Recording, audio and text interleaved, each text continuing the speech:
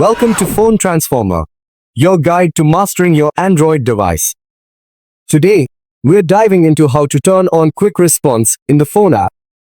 Don't forget to hit that subscribe button to stay updated with our latest tips and tricks. Let's get started with the step-by-step. Step 1. First, grab your Android phone and open the phone app. This is the app you use to make and receive calls. Step 2. Next, look at the top right corner of the screen and click on the three dots icon. This will open a drop-down menu with more options. Step 3. From the drop-down menu, tap on the Settings option. This will take you to the Settings page where you can adjust various options for your phone app. Step 4. Scroll down until you find the Quick Responses option and click on it. This is where you can manage your quick response messages. Step 5. On this screen, you'll see the Disable Quick Responses option.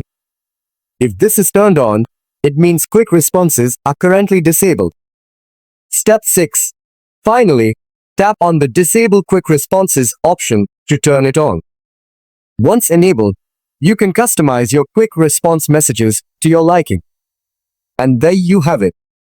You've successfully turned on quick response in the phone app.